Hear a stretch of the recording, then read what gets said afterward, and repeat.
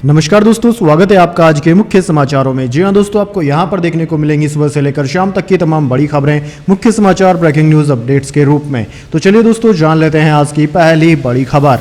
भारत ने भी cease fire के प्रस्ताव पर साथ नहीं दिया। नेतन्याहू बोले, यूएन के प्रस्ताव में इजराइल पर हुए अत्याचार का जिक्र नहीं।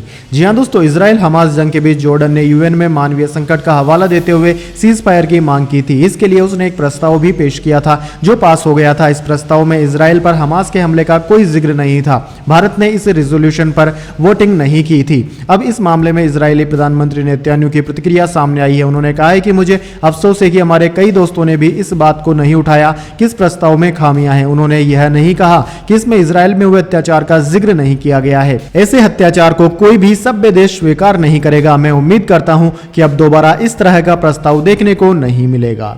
इसके बाद दोस्तों, अगली बड़ी खबर। इलेक्ट्रोल बॉन्ड स्कीम पर सुप्रीम कोर्ट में पहले दिन की सुनवाई। प्रशांत भूषण बोले, यह बॉन्ड केवल रिश्वत है जो सरकारी फैसलों को प्रभावित करता है।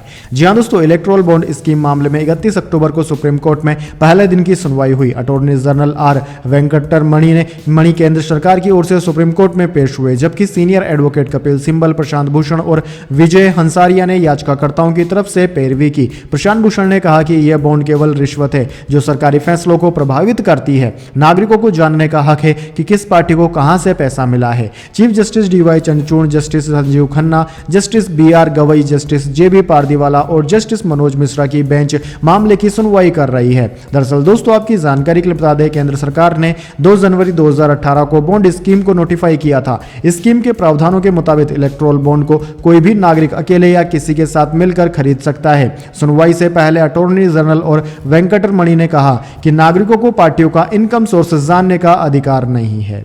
इसके बाद दोस्तों, अगली बड़ी खबर। मेरी माटी मेरा देश अमृत कलश यात्रा का हुआ समापन। मोदी बोले, देश भर से लाई मिट्टी सिद्धि के लिए प्रेरित करेगी। माई भारत पोर्टल लॉन्च किया। जी हां दोस्तों, प्रधानमंत्री मोदी ने मंगलवार को दिल्ली के कर्तव्य पथ यानी कि विजय चौक पर मेरी माटी मेरा देश अमृत कलश यात्रा के समापन कार्यक्रम में हिस्सा लिया। इस दौरान उन्होंने कहा कि आज सरदार वल्लभ भाई पटेल की जयंती के अवसर पर कर्तव्य पथ एक ऐतिहासिक महायज्ञ का साक्षी बन रहा है। इस दौरान उन्होंने देश भर से लाई गई मिट्टी को भारत कलश में डालकर तिलक लगाया और वीरों और वीरांगनाओं को श्रद्धांजलि दी। प्रधानमंत्री ने मेरा युवा भारत पोर्टल भी लॉन्च किया। दोस्तों, इससे पहले प्रधानमंत्री ने इस यात्रा की एक डिजिटल प्रदर्शनी भी देखी। देश भर के गांव से 8,500 अमृत कलशों में मिट्टी भरकर दिल्ली लाई गई। इसे कर्तव्य पथ के पास रखे भारत कलश में इकट्ठा किया गया। इसके बाद दोस्तों, अगली बड़ी खबर। महुआ बोली, सरकार फोन हैक करने की कोशिश कर रही। राहुल ने कहा, कांग्रेस नेताओं को अलर्ट मिला, सरकार का जवाब। ऐसे मैसेज 150 देशों में गए। जी हां दोस्तों,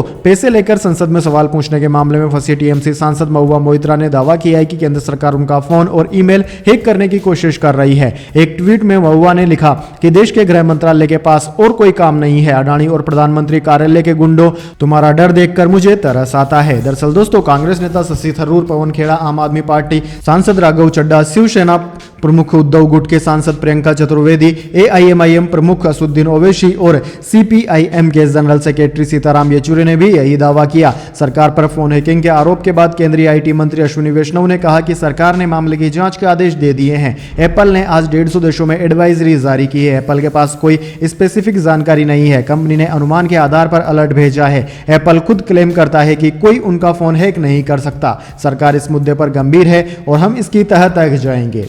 इसके बाद दोस्तों, अगली बड़ी खबर। राजस्थान में कांग्रेस की 56 उम्मीदवारों की चौथी लिस्ट जारी। पायलट समर्थक सहित 7 एमएलए के टिकट कटे, 32 नए चेहरे मैदान में। जी हां दोस्तों, राजस्थान विधानसभा चुनाव के लिए कांग्रेस ने अपने 56 प्रत्याशियों की चौथी लिस्ट जारी कर दी है। कांग्रेस के राष्ट्रीय प्रवक्ता गौरव वल्लभ को उदयपुर सीट से टिकट दिया गया है। वहीं पूर्व सांसद बद्रीनाथ जाखड़ को बाली सीट से टिकट दिया गया है। 7 मौजूदा विधायकों के टिकट काट दिए गए हैं। इनमें सचिन पायलट समर्थक खिलाड़ी लाल बैरवा भी शामिल है। 32 नए चेहरे मैदान में है। मानवेंद्र सिंह को बाड़मेर की सिवाना सीट से टिकट दिया गया है। पहले उनका नाम जैसलमेर से चला था।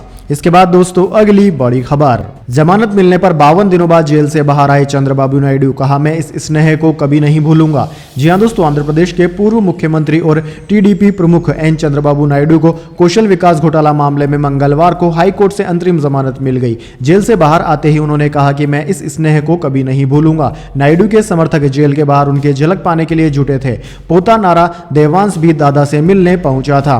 राजमुंद्री जेल से बाहर आते ही नायडू ने पोते को गले से लगा लिया। वहीं दोस्तों तेलुगु देशम पार्टी प्रमुख चंद्रबाबू नायडू को स्वास्थ्य कारणों पर अंतरिम जमानत मिली है। सोमवार को अदालत ने उनकी जमानत याचिका पर फैसला सुरक्षित रख लिया था। मंगलवार को आंध्र प्रदेश हाईकोर्ट ने नायडू को 28 नवंबर तक 4 हफ्ते की अंतरिम जमानत दे दी है।